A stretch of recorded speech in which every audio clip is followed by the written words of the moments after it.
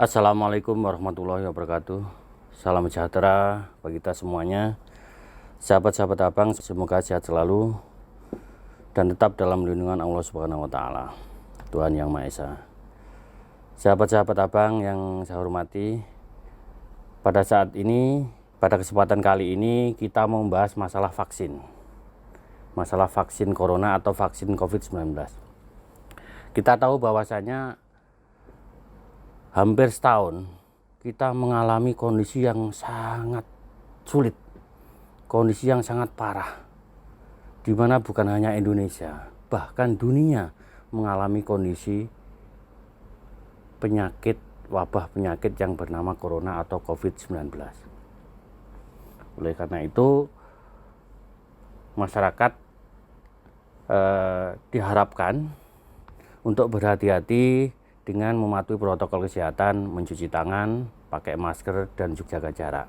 Supaya apa? Supaya tidak tergampang ketularan virus corona. Jadi sebenarnya penyakit itu banyak macamnya. Akan tetapi penyakit yang sangat berbahaya itu adalah penyakit corona atau COVID-19. Kenapa demikian? Karena dalam hal penularan penyakit ini sangat mudah sekali. Dengan cara bersentuhan, sesama kulit atau sesama barang, itu bisa terjangkit corona. Itu sangat berbahaya sekali. Oleh karena itu, negara punya kewajiban untuk melindungi, bahwa negara melindungi segenap bangsa Indonesia sehingga melakukan beberapa hal.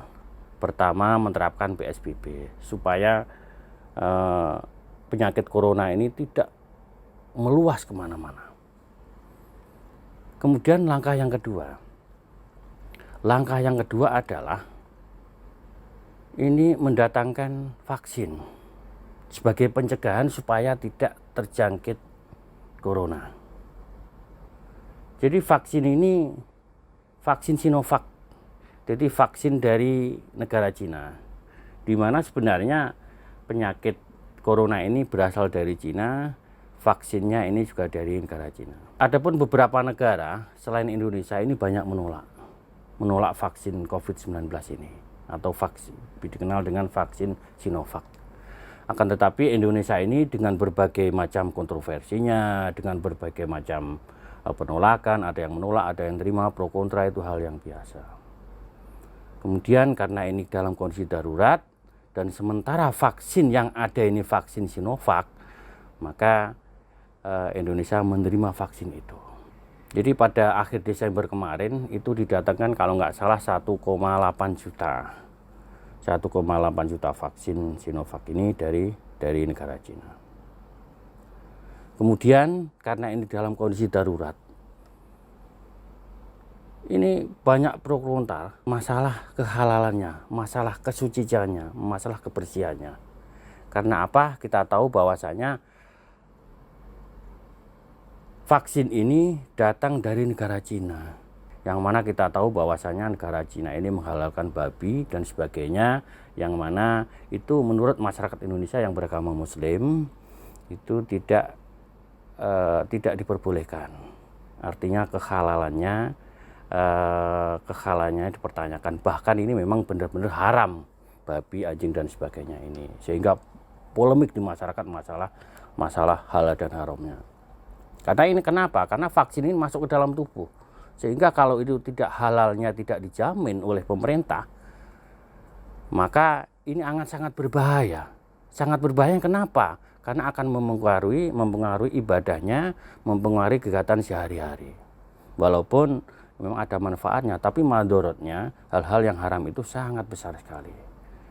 Oleh karena itu, pemerintah melalui MUI sudah melakukan kajian, sudah melakukan penelitian, bahwasanya akhirnya disimpulkan pada tanggal 12 kemarin, hari Selasa, disimpulkan bahwasanya vaksin COVID-19 ini atau vaksin Sinovac ini halal dan suci, sehingga masyarakat tidak perlu ragu, tidak terlalu bingung bahwasanya ini masalah halal dan haram.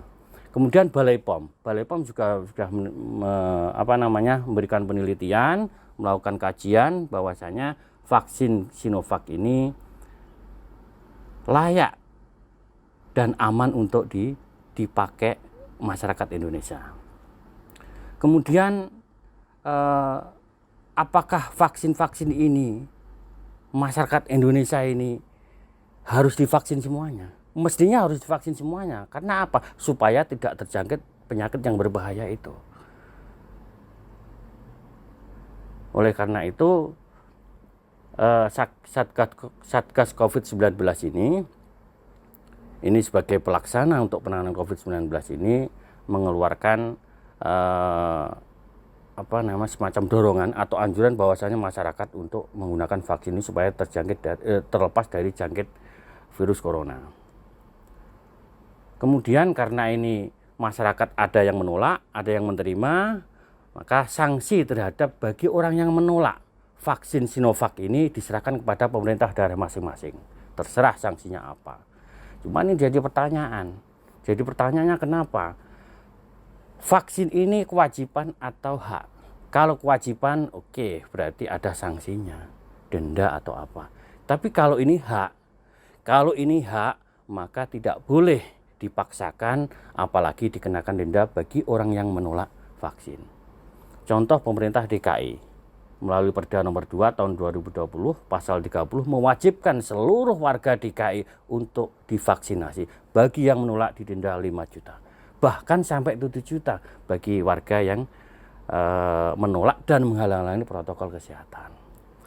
Oleh karena itu ini masih dalam pembahasan, tapi kalau menurut pendapat saya selaku praktisi hukum, kalau memang tidak setuju dengan Perda DKI yang menerapkan bahwasanya warga yang menolak divaksinasi ini didenda, maka ada saluran hukumnya, yaitu diuji di Mahkamah Agung.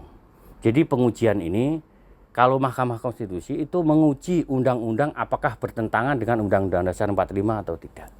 Tapi kalau Perda ini karena di bawah undang-undang, bukan di bawah Undang-Undang Dasar, oleh karena itu peraturan yang di bawah undang-undang ini termasuk Perda DKI ini bisa diuji di Mahkamah Agung apakah bertentangan dengan undang-undang atau tidak. Tapi kalau menurut pendapat saya mengenai Perda itu bertentangan dengan Undang-Undang Hak Asasi Manusia. Jadi pendapat saya bahwasanya adalah tidak pas, karena hak itu digunakan apa tidak itu terserah orang yang punya hak. Jadi tidak bisa dipaksakan. Jadi kesimpulannya menurut pendapat saya ini tidak pas kalau ada sanksi denda bagi warga DKI yang menolak divaksinasi. Mungkin sementara itu dari kami, kurang lebihnya mohon maaf, terima kasih. Jangan lupa komen, like, subscribe channel Solusi Abang ini. Dan juga sahabat-sahabat yang punya persoalan hukum terkait masalah vaksin ataupun masalah yang lain bisa berkonsultasi melalui link yang ada di bawah ini. Sekian, assalamualaikum warahmatullahi wabarakatuh. Salam sehat selalu, salam sejahtera, merdeka.